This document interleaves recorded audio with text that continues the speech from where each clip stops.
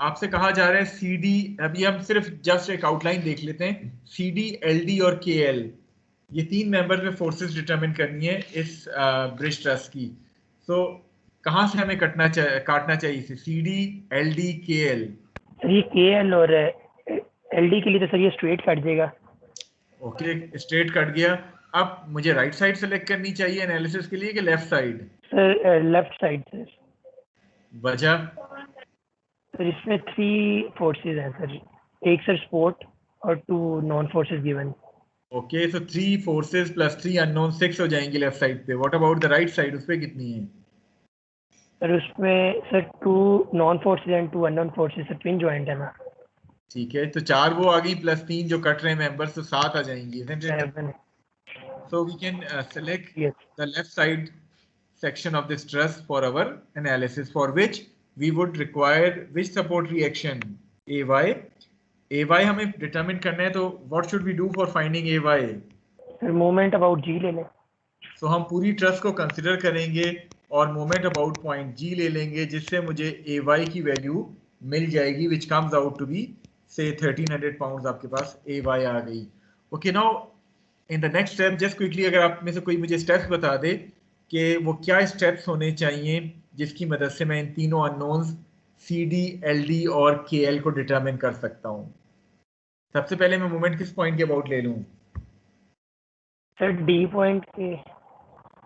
D point में से L D और सी डी पास हो रहे हैं, तो सबसे पहले मैंने मोमेंट अगर पॉइंट डी के अबाउट ली तो it will give me the value of F के एल, isn't it? अगला स्टेप क्या होना चाहिए? एल के अगेंस्ट मोमेंट लेना है। ओके, सो नेक्स्ट स्टेप में मैंने मोमेंट अबाउट पॉइंट एल जो है वो ली, इससे मुझे किसकी वैल्यू मिलेगी? CD की वैल्यू मिल गई। अननोन क्या रह गया? CD भी मिल गई, KL भी मिल गई, LD is still unknown. Sir इसमें fx और fy सर जिस तरह पिछली क्वेश्चन में किया तो उसी तरह कर लो। fx या fy में से कोई एक कर लूं। सो लेट अस सपोज मैं समेशन fy को यूज करता हूं, it would give me the value of FLD। तो सोल्यूशन ऑलरेडी यहाँ हुआ है, आप एक दफा इसको देख लीजिएगा। मोमेंट्स, अब आई होप कि इतना आपको मोमेंट्स ले लेके प्रैक्टिस हो गई है कि आप मोमेंट एटलीस्ट अब गलत नहीं कर सकते। Yes sir. चलें, so this is how we can solve any truss using the method of section। आज के लेक्चर के हवाले से किसी की अगर कोई डाउट हो, कोई क्यूरी हो, या जो हमने असाइनमेंट दी है, या आपका क्विज होना है नेक्स्ट वेडनेसडे को, any Curie regarding that quiz, तो आप पूछ सकते हैं। सर टॉपिक्स क्या है क्विज के? क्विज का ऑल्दो जो टॉपिक आपको मैंने बताया था that was the method of joints, लेकिन चूंकि आपका जो क्विज होगा that is going to be in the form of MCQ, यानी आपको उसी तरह न्यूमेरिकल MCQ की फॉर्म में कन्वर्ट कर दिया जाएगा। आपने राइट चॉइस सेलेक्ट करनी होगी। तो देखिए, आपकी अपनी मर्जी। आप अगर समझते हैं कि मेथड ऑफ सेक्शन के साथ आप ज़्यादा कंफर्टेबल हैं, आप मेथड ऑफ सेक्शन से वो वैल्यू निकाल लें, क्योंकि इन द एंड आपने तो क्लिक करना है ना खाली सही वैल्यू पे।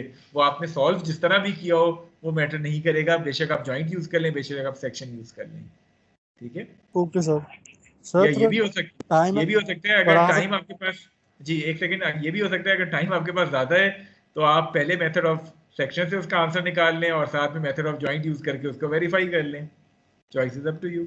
Okay sir. ओके, सो कोई किसी की क्यूरी है आज के लेक्चर के हवाले से या इस ट्रस्ट के ओवरऑल चैप्टर के हवाले से? ये चैप्टर फिनिश हो गया? जी ये चैप्टर फिनिश हो गया। इंशाल्लाह नेक्स्ट वीक या नेक्स्ट 2 वीक्स हमारा जो आखिरी चैप्टर है फ्रिक्शन का, वो 2 वीक्स चलेगा, जिसमें हम स्पेसिफिकली ड्राई फ्रिक्शन की बात करेंगे और कितनी तरह की फ्रिक्शन होती है, किस तरह प्रॉब्लम्स जिसमें फ्रिक्शन इन्वॉल्व होता है उसकी एनालिसिस की जाती है, उसके हवाले से बात करेंगे। क्योंकि आगे आपकी जितनी डायनेमिक्स है, जब आपके पास रिजिड बॉडीज मूव होती हुई नजर आएंगी तो फिर फ्रिक्शन जो है वो इन्वॉल्व होगी, जिसमें आपको इस टॉपिक की ज़रूरत पड़ेगी। तो इसलिए जो नेक्स्ट 2 वीक्स हैं, हमारे आखिरी 2 वीक्स, वो सारे के सारे फ्रिक्शन के ऊपर लगेंगे। ठीक है।